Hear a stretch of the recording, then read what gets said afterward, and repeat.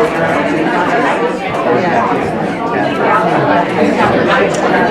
evening, everyone. Welcome to Book Passage. This is fantastic to see so many of you out tonight. We really value you coming out to these events, supporting your local independent bookstore, and these wonderful authors that we are able to host here. So thank you for being here. My name is Melissa Sestaro, and I have the honor and pleasure of introducing a remarkable author and human being, Ishmael Beah. Ishmael is the author of the #1 New York Times best-selling book, A Long Way Gone, Memoirs of a Boy Soldier.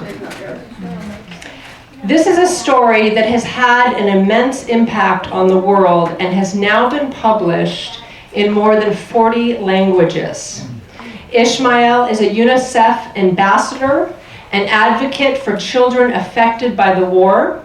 He is involved in many human rights advisories and communities, and is the creator of the Ishmael Beah Foundation. This evening, Ishmael comes to us with his novel, The Radiance of Tomorrow. In this story, Beah brings us to the post-war landscape of Sierra Leone. This is a lyrical and evocative story about returning to the places that have been devastated by war. Since the beginning of time, storytellers have gathered around the fire, but there are those individuals that are chosen to carry the stories forward and into other lands. Ishmael Beah is one of those humble and extraordinary storytellers. He is inherently more of a writer and a poet than a soldier. Book Passage has chosen Radiance of Tomorrow as our first edition pick for the month of January because it is a standout story by a writer who has inspired us greatly. Please join me in welcoming author Ishmael Beah to Book Passage.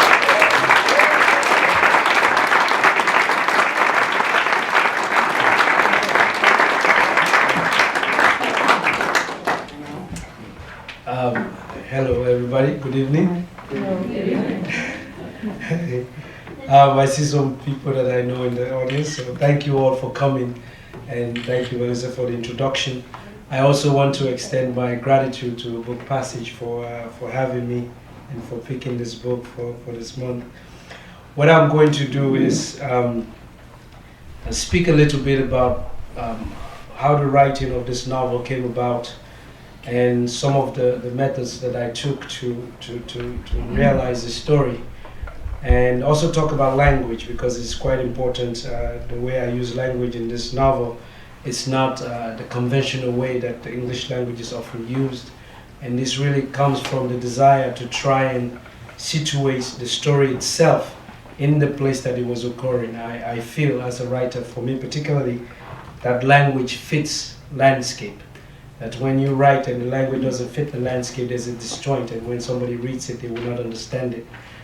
For example, older people in Sierra Leone, or adults, would not say "you guys" to young people.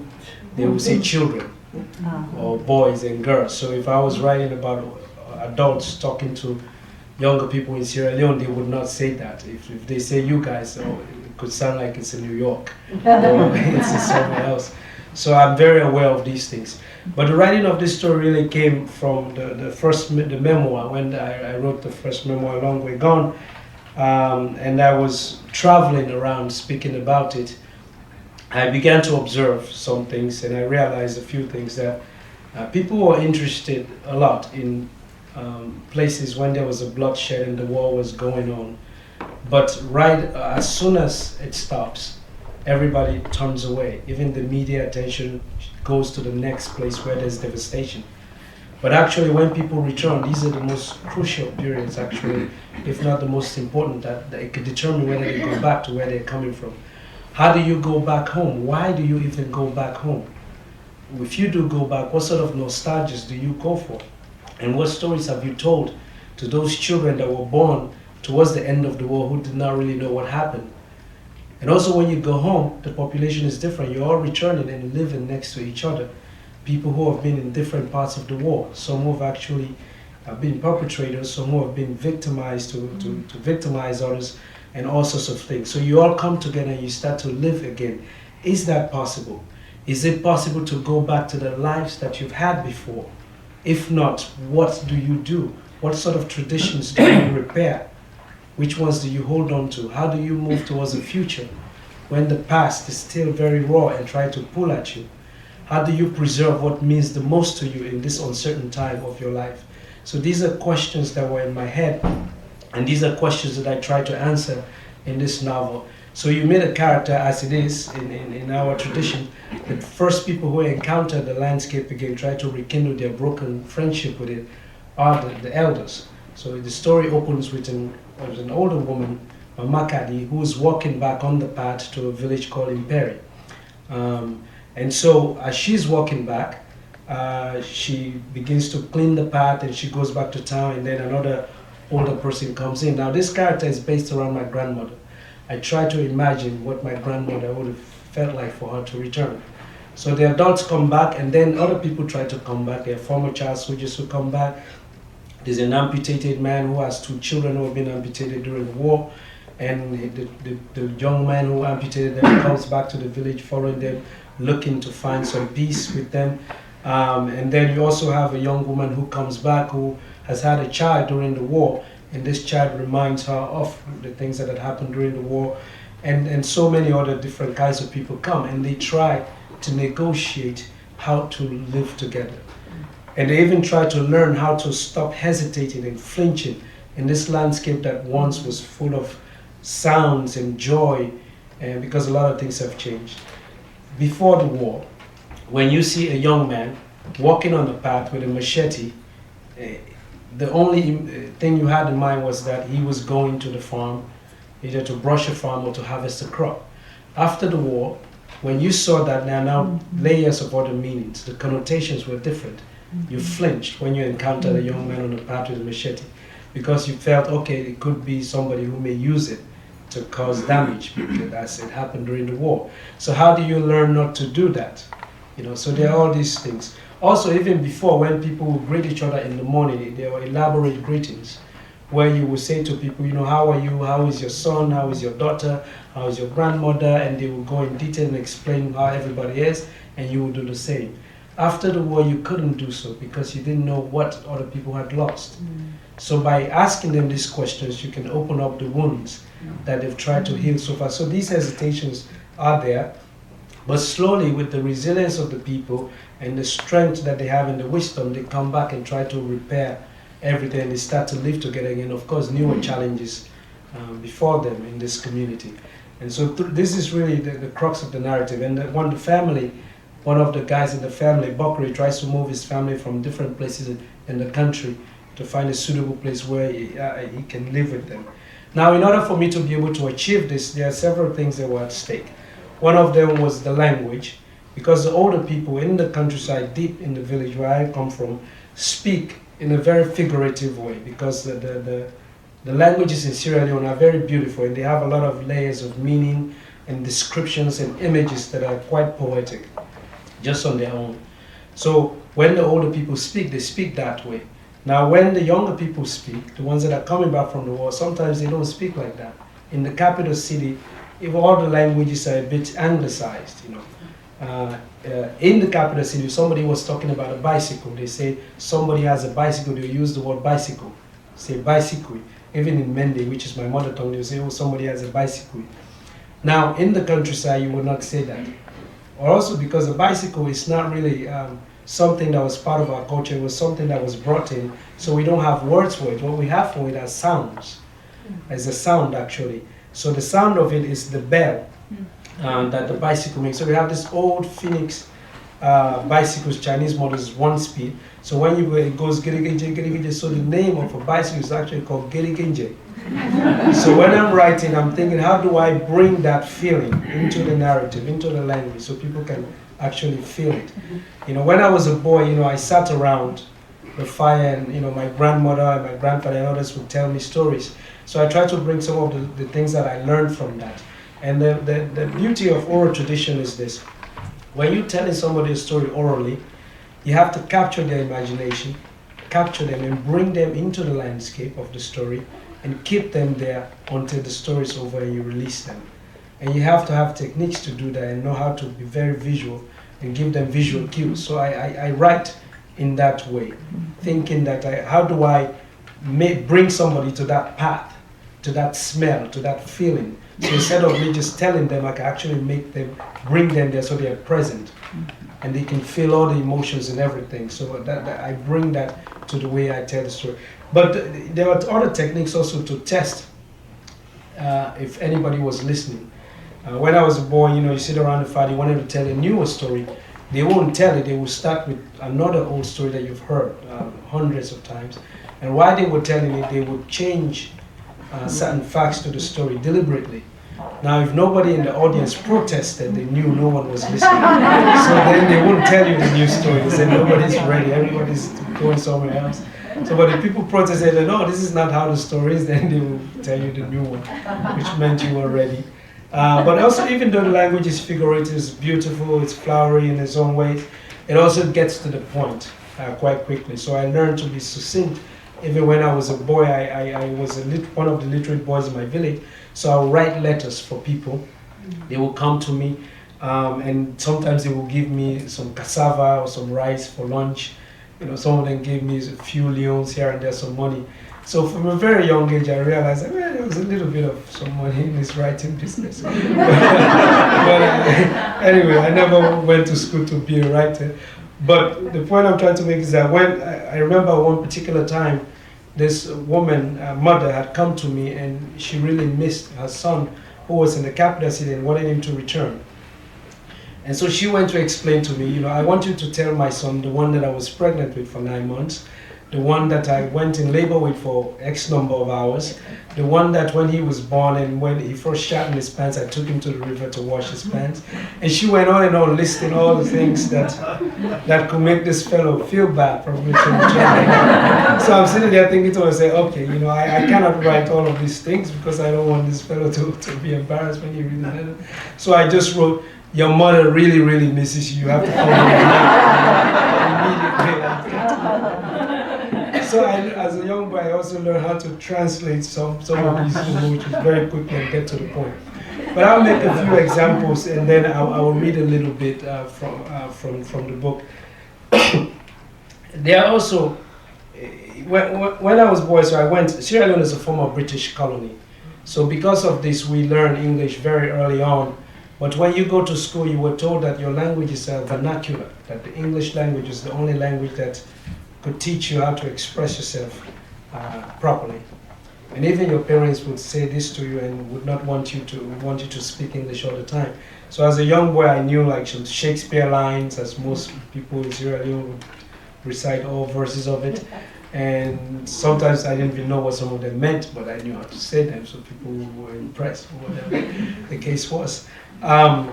So we grew up not really having a strong, not necessarily knowing, but not really understanding the beauty of our language. So when I started writing, I began to discover that some of the things that I wanted to say, the English language was not, the usage of it in the most conventional was not sufficient to actually express some of the things I wanted to get across, that I had to find a way to present it in a way that you can feel that. In Mende, for example, how you say, night came suddenly, you say the sky rolled over and changed its sides.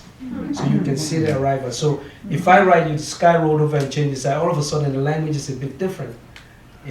A ball, a round ball, a soccer ball in English is called a ball. I could say the children kicked around a ball. But in Mende it means fefete, which means a nest of air, or a vessel that carries air. So if I were to say the children kicked around a nest of air, or a vessel that carries air, all of a sudden your imagination is going to take you somewhere else. You feel you're in a newer place. How to say your thoughts were scattered is that your mind is an anthill filled with smoke. So if you think about it, literally you take a firewood and you put it in the anthill and all the ants will start going up the other way. So there's all of this figurative language I use in this novel a lot to explain some of the things that are going on so that you can feel it. Also, the way I write, even in my memoir, because I come from the countryside, and as a young boy I observed nature, that the way nature behaves corresponds to how we function on the landscape itself, and vice versa. So nature in my work, in this novel, and anything that I write is also not just an onlooker, it's actually another character in the narrative itself. So you can feel some of the things, the way the trees are swaying to the breeze, based on things, but the way the path is waking up, and all of these things, you can feel that as well. So I wanted to mention a few of these things to you before I read. And then I'm going to just read, not chronologically, just jump here and there, but give you a taste, give you a taste of a few things. And then I'll open it up for some questions, and then maybe read something towards the end. So I'm going to start with chapter 1. And I'll skip one. Let's see.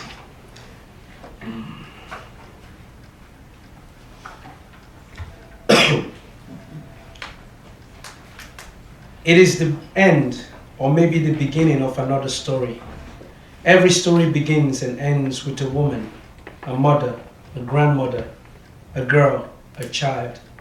Every story is a birth. She was the first to arrive where it seemed the wind no longer exhaled. Several miles from town, the trees had entangled one another.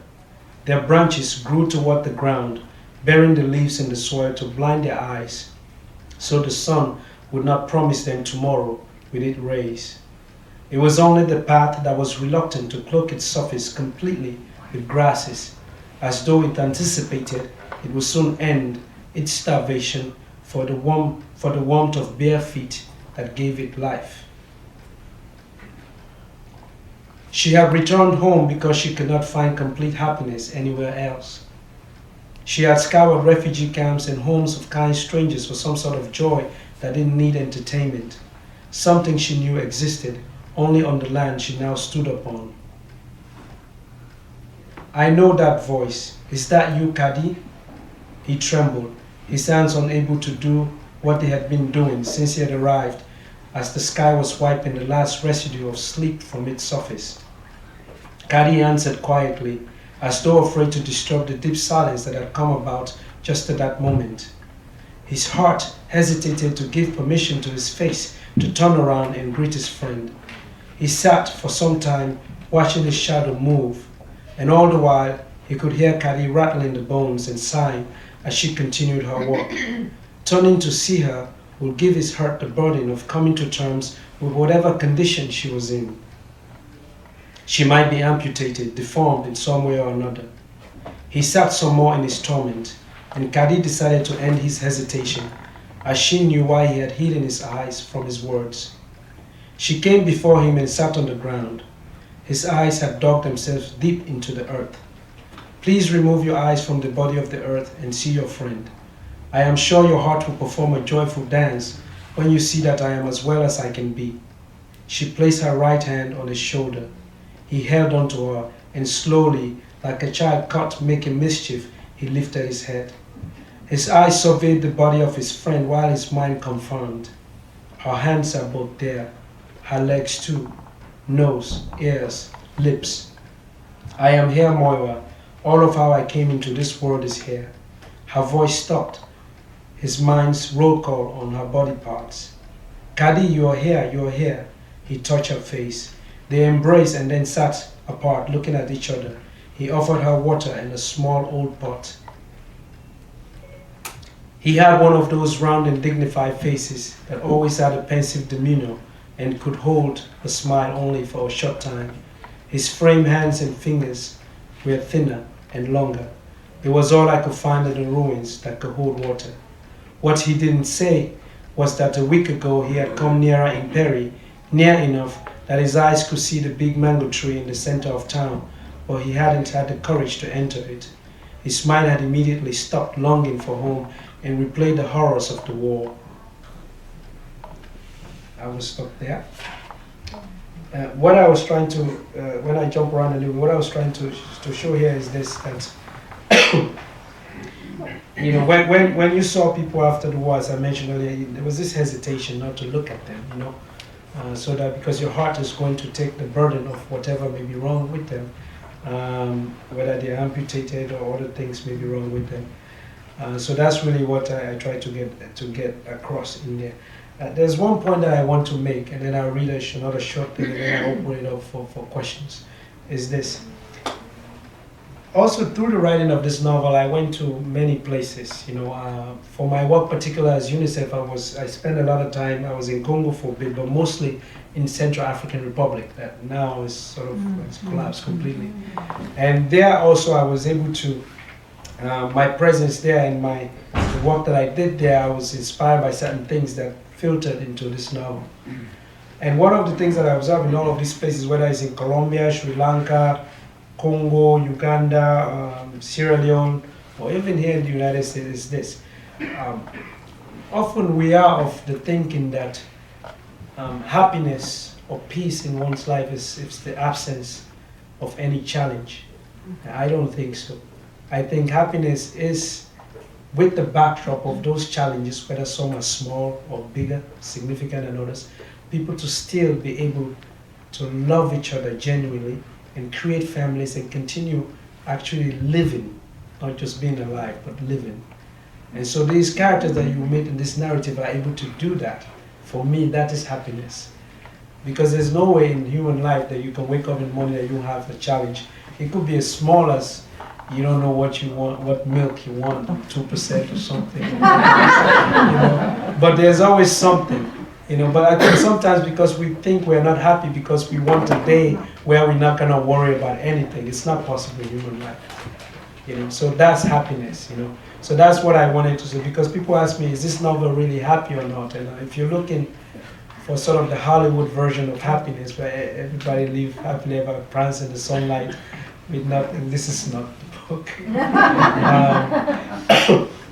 But you meet amazing characters in here, people who are able to really carry themselves, you know, and keep their dignity alive, regardless of the conditions in which they live, and show you the beauty and the wisdom and the intelligence of their traditions. One of the characters that was very difficult for me to write is one of the former child soldiers in the book.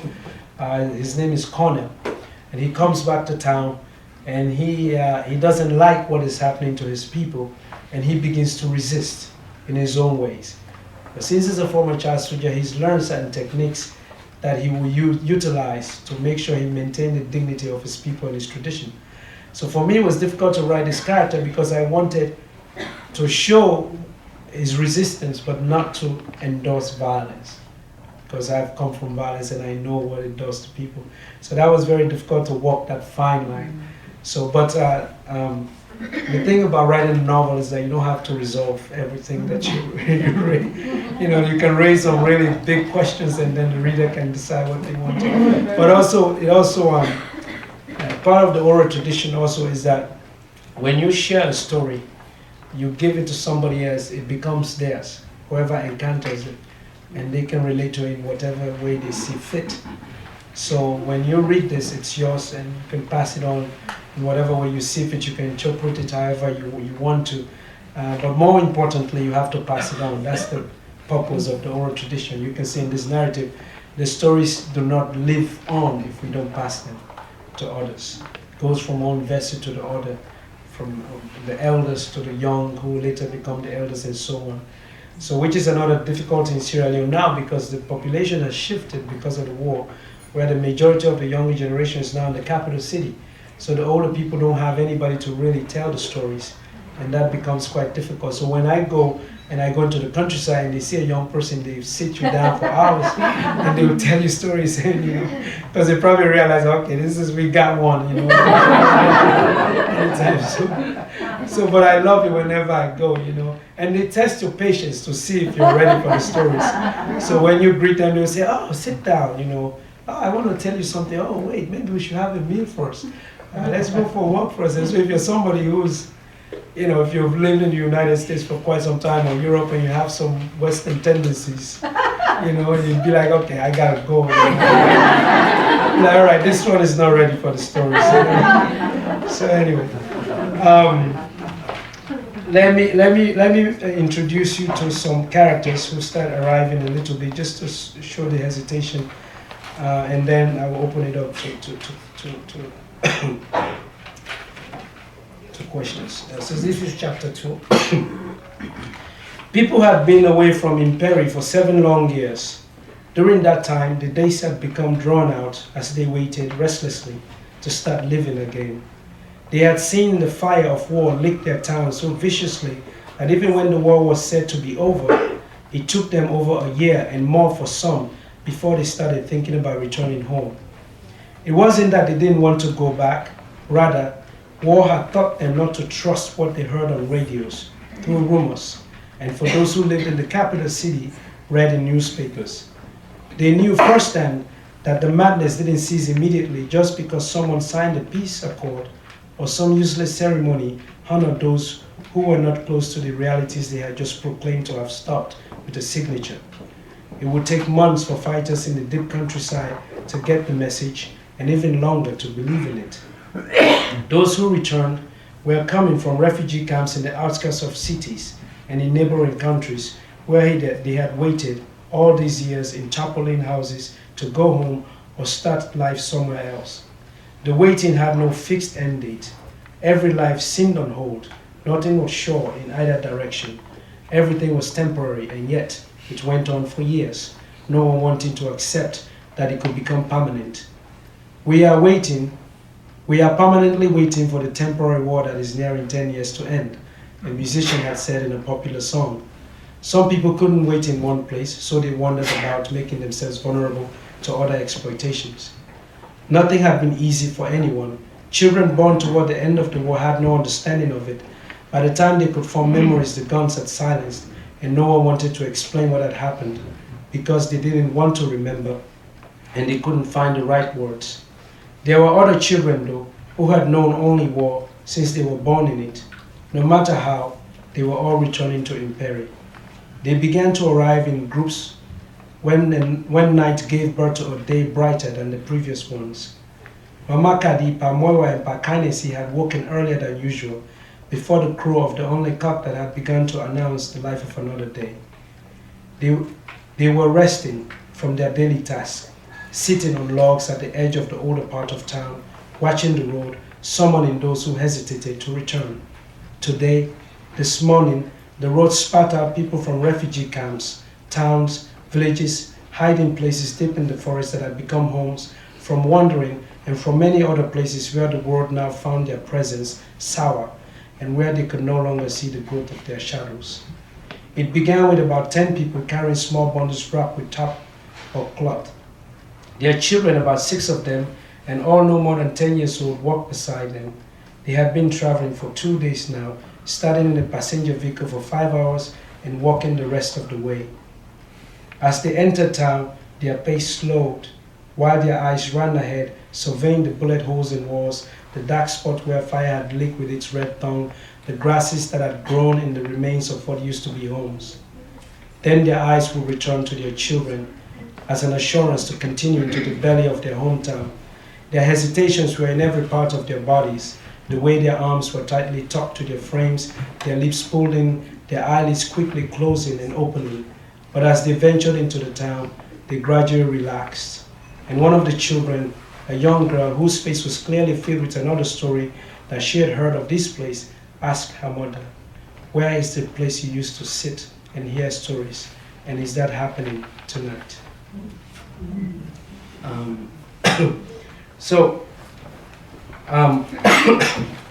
We're having and so these are some of the characters that begin to come slowly into the town, and you begin to meet them, and then life unfolds. But one more example that I want to give about the oral tradition, then I'll open it up to questions, is also when somebody's telling a story, in Mende particularly, which is my mother tongue, there are sounds that indicate time in certain things. So when you know that the person doesn't have to tell you it was daytime, nighttime, or noon or anything. So one example would be if you were telling a story, you say somebody was running, so he ran, tuk tuk tuk tuk tuk. She ran, kuju, kuju, kuju, kuju. These are two different ways of saying somebody was running. When he runs, tuk, tuk, tuk, it means during the day. Because during the day, there are other sounds occurring. There are birds singing, there's a blacksmith hitting something, some other sound is going. So when somebody runs, their footsteps are lighter. At night, you don't even have to be in a village to feel this example. If you live above somebody, and they walk at night, your footsteps are heavier because other sounds have quieted. So that means the kuju, kuju, kuju, kuju. So if somebody is telling a story and they say, and the person ran kuju, kuju, kuju, you knew, okay, they were running at night. The story is a little lighter. So as a young boy growing up, all these narrative structures were part of my life, even before I knew I could be a writer. And then when I started writing now, I bring some of these so that you can feel that sound. The writing of this novel for me was really liberating more than the memoir, because I created the world and I could go back into it, and that was very joyful to play with language. But for the memoir, it was difficult because I knew what I was going back into, and it was emotionally and psychologically charged for me. So really, this I'm bringing the traditions and the wisdom of my people and their vibrancy with the backdrop of all of these other things alive. So I hope you can really go back with this. You go back to a small village in Sierra Leone, and you can smell palm oil, dry fish, and you can run around with children and pluck bananas from the trees and taste it. Or climb a mango tree and fall, but still walk around, and all of these things. So thank you so far for your attention. I'm going to open it up. You can ask questions, and I'll do my best to answer them. Thank you so far for your attention.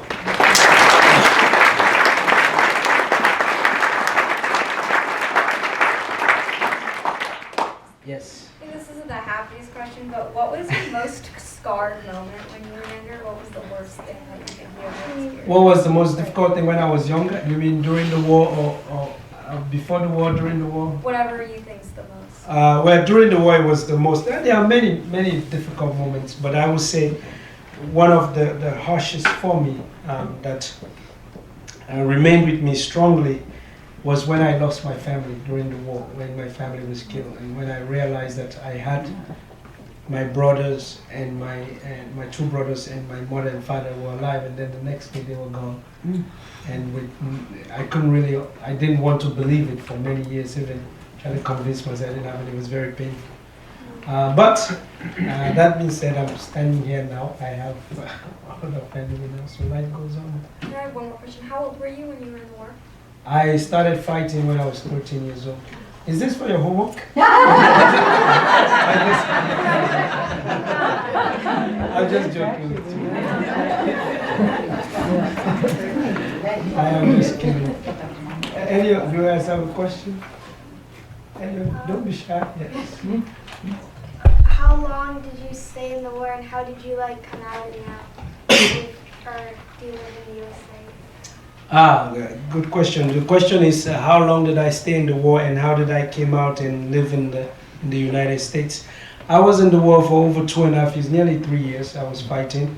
And I was removed because of the United Nations that went into Sierra Leone through UNICEF, and they will go and negotiate the release of the kids from the commanders, and they will bring them to rehabilitation centers. And so I was taken out of the war through that. And I went through rehabilitation. I lived with my uncle in the capital city, but the war came to the city at some point. But before that, I came to New York on a conference to speak about what was happening in Sierra Leone with other young people from other countries. And it was there that I met the woman, Laura Sims, who was one of the facilitators, who then became my mother. I went back to Sierra Leone, and when the war reached the capital city, she didn't want me to be recruited again a second time around, so she helped me get out of the country. And I came, and she became my mother in New York City, so that's how I came to New York. But it was a short version, it was a long. So I went to many, many, many places. But that's how I came to live in the United States. Yeah. It is cool. One of the last points that you made was in A Long Way Gone, you went back to this emotional place. You knew you were going back and it was emotionally charged. And I know that your work now in part with UNICEF is to work with child soldiers in the Central African Republic or the Congo. How does that feel? What are those emotions when you go back into exactly the same situation that you were in 20 years ago? Yes, the question is, what is the emotion when during the work that I do with UNICEF, that I go back into the same environment that I was in many years ago? It is difficult. It brings up a lot of things for me, but the benefits are greater for the young people that we're removing. I'll give you it's also, there are a few people who can do this and some people don't want to do it, because we're going to places where there are a lot of guys with weapons and the kids have the weapons, and they don't really respect the UN or anybody else for that matter. So we're going there based on their goodwill and trying to convince them that if you're serious about a peace process, if you're serious about calling yourself a leader of your country, then you need to start applying certain basic fundamental rights to people, particularly children and women. So this could put you on, it could allow people to see you seriously on the international front. So this is the idea, this is how we come to them. And then we say, if you're interested in disbanding your army, you have to show us that you can, good faith by giving us the children before we can start a program for you. So we go into these places that are very remote.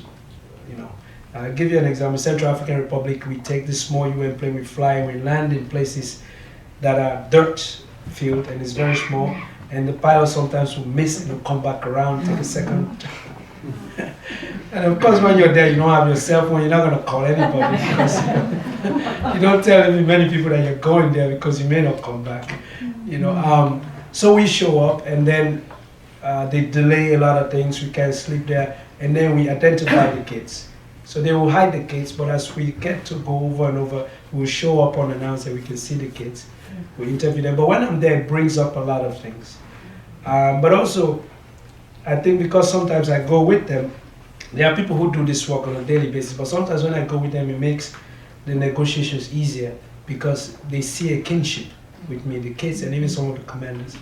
I'll tell you, so the last time I was in Central African Republic, actually, we went to one of the commanders, and he had a long way gun. I'm not sure how he got it, but he had a copy of it.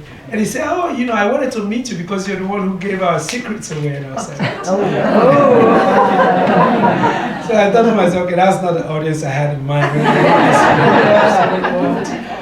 But so it's difficult. It brings back a lot of things for me, but particularly the most important part of it for me is that when the kids are removed and they're very anxious, and they're uncertain about what's going to happen with their lives, because you literally, in a sense, where you have this power, you have a weapon, you can fend for yourself, you can protect yourself, and they take it away from you, and they tell you we're going to take you and protect you, and you're looking at these people, thinking to yourself, these people can't protect me, with just words about human rights, you can't, so you're thinking that in your head. So then I come in and talk to the young people.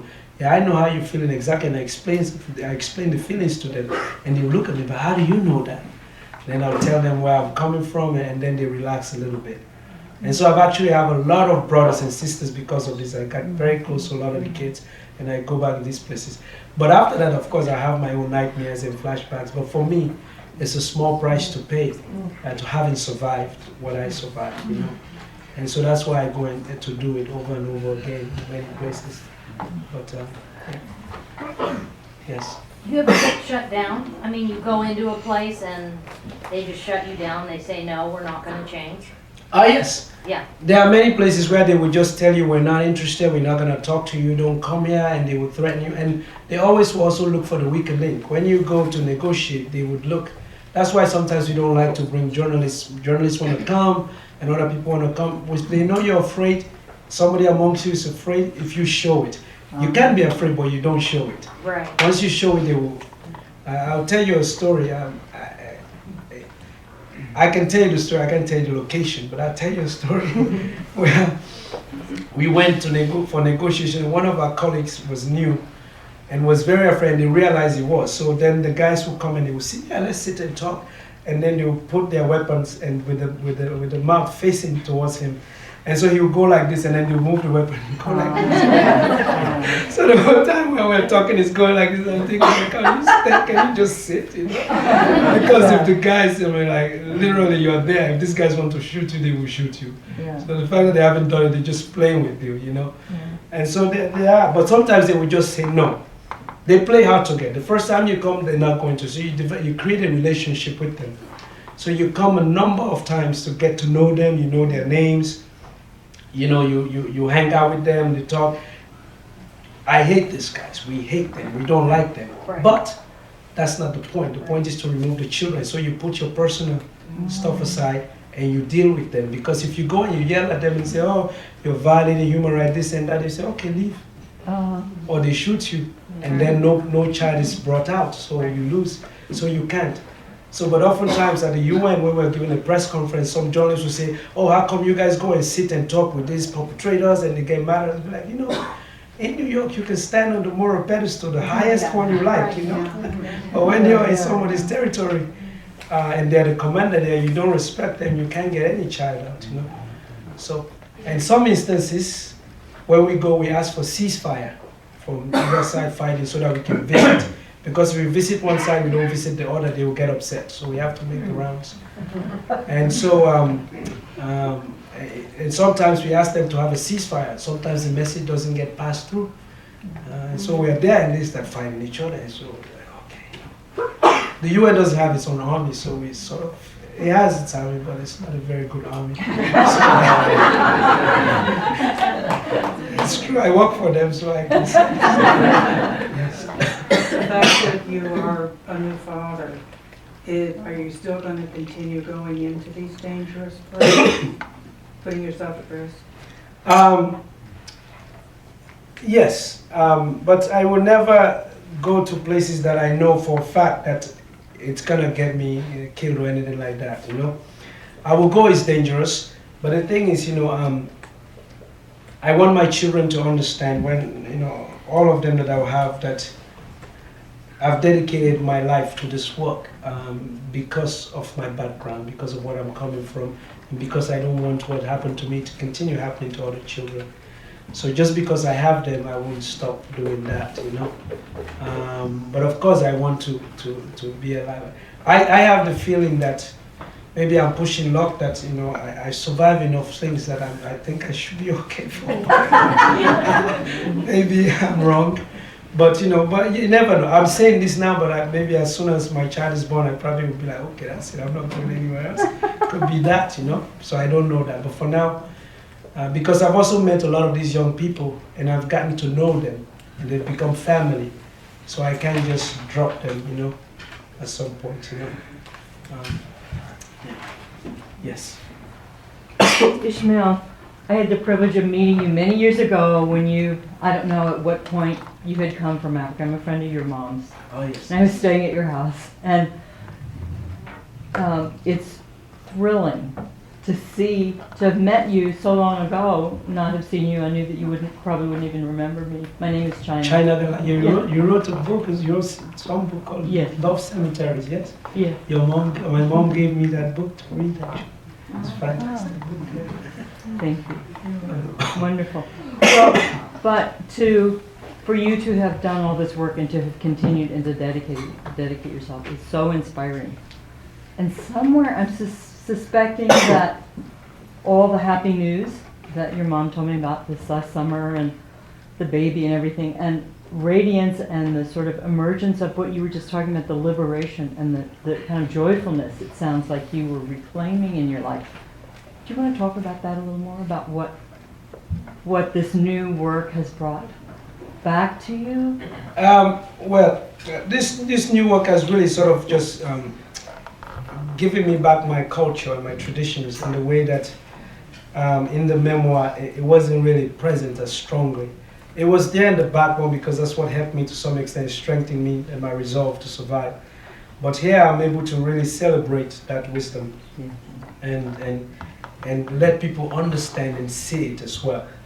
And allow people to see the beauty, the joy, the kindness and the strength of my ancestors, really, you know. So I think that itself radiated through me, through the writing of this. And of course, after the war, I mean, now my life is moved forward quite in a very beautiful way, and I'm always thankful for it. You know, I think what has happened really is that because of everything that happened in my life, people who came into my life, I've built so many more happier memories, that those memories have actually competed with the war memories. So the war memories don't stand much of a chance anymore. You know, so really that's really what has happened. And then somebody was asking me yesterday, what is the antidote for, what is it and that's exactly what I was saying. When people are provided opportunities, a strong family life, and they begin to build newer memories, and they compete with the old one. So for example, if I'm walking down the path now, or I'm going hiking. Before, when I came into this country, I wouldn't go hiking. When I went hiking with my friends, when they dragged me along, I was not at peace, because being in the bush had a different meaning for me now after the war. You know, and I remember some of my friends actually from California, they wanted us to go hiking, and they decided we would camp and sleep in the bush, and I said, absolutely not. You know, they probably thought I would enjoy it from a good place. I'm thinking to myself, no way, man. I only slept in the bush because of the war, and I'm not sleeping there, you know. But now I've gone hiking for fun before, and I've begun to enjoy, and I have memories of actually going to nature and enjoying it again. So, you know, so if I think of nature, I have those memories now, not just running in the bush with a weapon or something like that, you know. So that's really what's in me, and of course what's to come in my life and my new family and everything like that. So it's brilliant. I couldn't ask for anything. Yes. Two things. One, I think your writing is really beautiful. Thank you. And then two is, what was the majority of child soldiers? Was it more boys or would it be more girls? Excellent question. The question is, what was the majority of child soldiers? Was it more boys or more girls? Actually, it depends on which country you're in, but everywhere is boys and girls. The difficulty of this is that when the whole idea of a child soldier was being sort of brandized in the international mindset, it was with the boy with the AK-47. So everybody that became fossilized in their mindset. When you say child soldier, they think a boy. But actually they are girls as well. And some of them go through other hardships, you know, that are inflicted upon them, and then they also become soldiers and train, and some of them even give birth to children they have to keep after the war. And also, even more difficult in Sierra Leone, that's the case we had. After the war ended, most of those girls were not taken care of, because people were looking for the boy with the AK-47. And some of the girls were left out of the rehabilitation processes. And also because when you rehabilitate girls, it comes with a little bit more care, because you don't want people to see that these are the girls that were there. Then they will no man will want them in the community anymore. So you have to be careful in the way you deal with them, you know, because they have more. So actually when I wrote, it was a deliberate thing I did. I didn't write about girls because I felt I couldn't do justice to the experience, because I didn't live it. You know, particularly in the memoir, I couldn't do it. So, but there are a few young women who have tried to write about it. From Grace Akalo from Uganda, and there's a young woman called Mariatu Kamara. She was amputated during the war. She lives in Canada now. She wrote a book called The Bite of a Mango. And so there are people who have tried to chronicle theirs as well, which I think is very important to get the other sides of the story as well. But it's a good question. In Sri Lanka, for example, there are lots of girls. In Uganda, lots of girls. In Colombia, with the FARC and the ELA, lots of girls who fight and tough and strong and survive as well. So. Thank you. Yeah. Yes. How often do you go back to Sierra Leone, and when you do, how has it changed since when you lived there? These kids are very smart. How often do you go back to Sierra Leone, and how has it changed since I was there? It's changed quite a bit after the war. I was mentioning earlier, you know, the population, most people are now in the capital city. But certain things still remain the same. The kindness of people, their spirit, their vibrancy, and the beauty of the country itself is still there. The war ended many, many years ago, and it's very, very peaceful place. I actually feel safer in Sierra Leone than I do in New York, where I live. It's very true. Because in Sierra Leone, everybody knows what violence is, so they try to resist it as much as possible, because they know what it would do. Whereas in New York, people may still have some fascination with it, because they don't really know what it is and what it does to people. So it's my home. I go quite often. In a given year, I'll go 2-3 times, and for longer periods of time. Usually I will escape in the winter, but because I have a book out this winter, I'm not successful in my escape. I try to escape the cold weather in back east. But I go quite often. The politics has also changed a little bit. People are more involved now, and they look at what their leaders are doing, and people stand up and speak when they see something going on more. They don't just let it go, you know. So some things have changed, but it's back to normal. We could use better politicians, as everywhere in the world, I think. So that's pretty much what I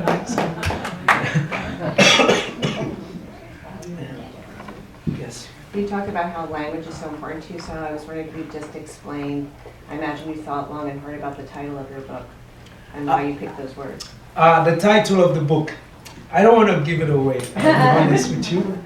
But I can talk about it, but you still enjoy the book, so maybe we make a democratic process. Who wants me to tell what the title is about and who doesn't? Only me. I think majority doesn't. All right, I like the democratic process. Sorry. I'll whisper it to you. Ishmael, I wonder if you would tell us a story entirely in Mende, just a few little couple of minutes or two, so that we can hear the musicality and the atmosphere of your language.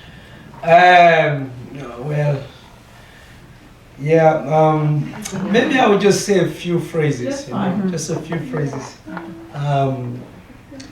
Well, actually, there's somebody here who understands a little bit of Mende, who was in the Peace Corps in Sierra Leone. Mr. Kawina. So we're speaking Mende now, you and I. Okay, so I'll teach you a few things in Mende, right? So in Mende, when you say Boa, it's a greeting. Boa Bisie, Kawina, Kaingoma.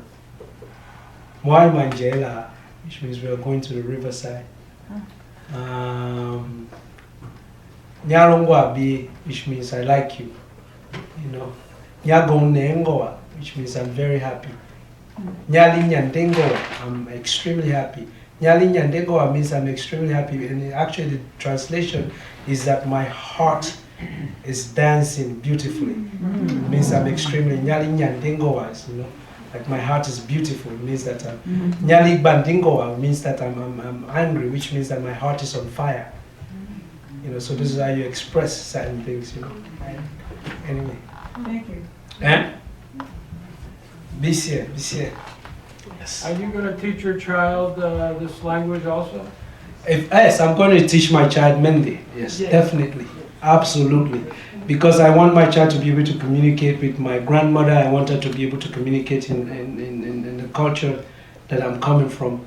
So I will teach them Mende and English, and then they will learn the other languages when they are in Sierra Leone. Does your wife speak the same language as you? No, my wife does. She understands some of it. She doesn't.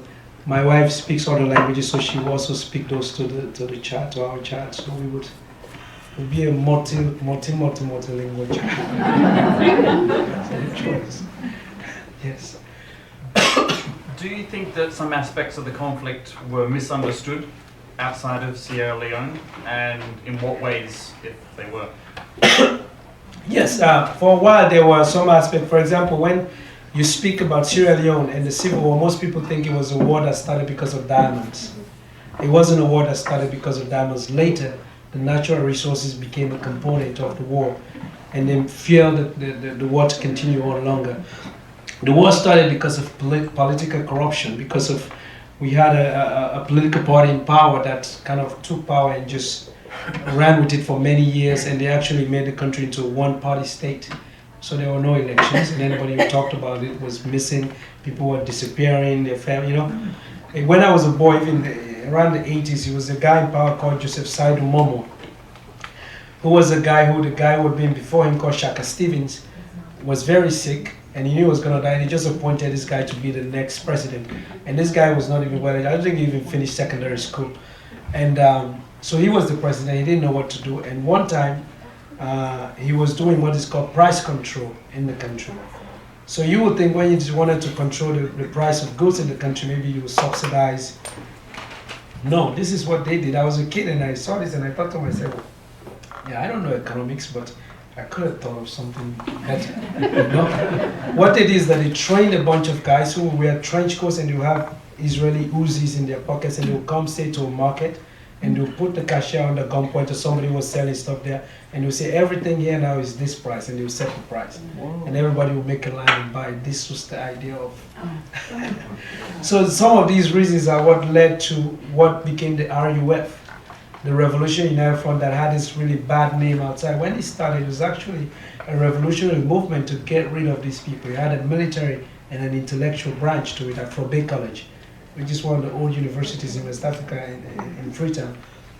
But when the war started, the intellectual branch of it were not as present anymore. Some of it had been killed off or something happened to them. And so it's only the military branch that really was there. So, and then of course they got advice from Liberia, from Charles Taylor and other things. So then it just became complicated. So that's why the RAF was getting so upset during the war, because they started the war for a revolution to free the people. But then the ideology was lost very quickly, and it became just a bloodbath. And then the diamonds came in, and all the rest of it became part of it. So that's a misunderstanding. People always say, "Oh, you know, like blood diamond," and you say, "Yeah, okay, yes, the diamonds came in." But there are many years of this before the war started. This is also another misunderstanding. Oftentimes, because most people only hear about an African country when it's at war, that becomes their first introduction to it. So then they think people just woke up the next morning and they started shooting each other. You know, it's become years and years of people putting up with certain things, and this sometimes becomes the only option, not the best one, but it becomes, you know. So yeah. Maybe we take 2 more questions. And Sounds great. Yes. Yes, ma'am.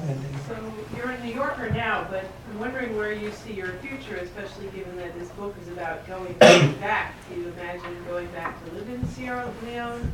Are you an American now and you will do your work abroad? How do you see your future and where? Well, I am a Sierra Leonean with some American tendencies. So I will. I intend to go back home and live there. I have family here. My mom is here, so I will always this be my home as well.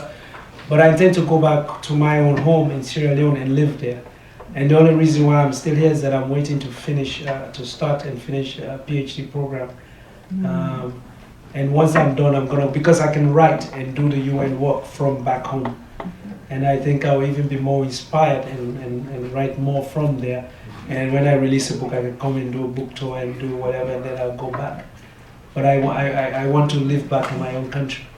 I want my children to experience the simplicity and the beauty that I grew up with, and the wisdom and all of that, you know. So I definitely want that for myself. When I'm only really fooling myself and completely happy when I'm home. It's hard to explain. Even the smell, when you get off the plane, the smell itself is just intoxicatingly beautiful, you know. It's like you get there, just like, wow, I'm home, you know. It's amazing. So yeah. So even though that's where I went through what I went through, is also where it's my home. It's, you know, so yeah. Yes. Yes. Would you tell us a bit about, share with us about the wonderful woman who has decided you're not such a bad guy, she'd like to spend some time with you? Your wife. My wife is an amazing woman. I'm in love very deeply. We were friends for quite some time, for 6-7 years before we fell in love with each other. And she's a lawyer by training, and yeah, I don't want to go into so many details. But yeah. But I'm the lucky one, actually, in the relationship, so I would say. You had a question in that? Yes.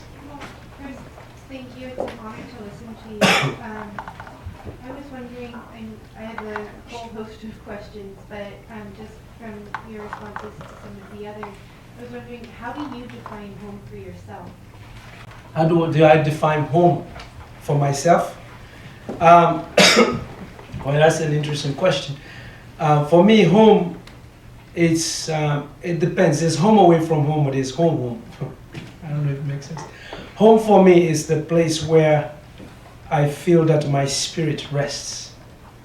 It's the only way I can say it. So when I go home to Sierra Leone, that's when it happens. You know, I'm not longing for anything when I'm there. You know, but everywhere else I am in the world, I have a longing for something else, which is that I want to smell something. I want my feet to feel something. I want to, hear a certain sound. I want to hear certain laughter, like genuine laughter. I want to hear somebody chopping wood. I want different sounds, and my spirit only rests completely and relaxes when I'm home in Sierra Leone. So for me, that's what I consider home. So that's why I can't wait to go there. I remember when I first, when my mom brought me here and I started living in the United States. For many years, I was dreaming in Mende and Creole and other languages in Sierra Leone. I remember the first time that I dreamt in English, and it really freaked me out. Because the first time I dreamt in English, and I think to myself, okay, I know how to speak English, but I never had a dream in English. And so when I woke up, that's when I realized, okay, I've lived here for quite some time now. So for me, it was a way to say, okay, this is now my second home, because I was dreaming in that language now, but mostly I dream in my languages. Anyway, with that said, I know you're really raising your hand, so maybe I'll take that one last question. Can you just explain, I don't know your books, I've not read them, and I'd love to read them, but just so I understand, the memoir is The Long Way Gone, is that right? Little marketing. Perfect way This one is the perfect question. This one is the memoir. It's called A Long Way Gone. This came out in 2007. And this talks about my life in the war in Sierra Leone and leaving the war. So it goes through all of that. Okay. And with the context of my childhood and everything. And this one is the novel that just came out on the 7th. And this looks at people going back, and this is fictionalized. Okay. And this is, Thank you. Yeah. So both of them.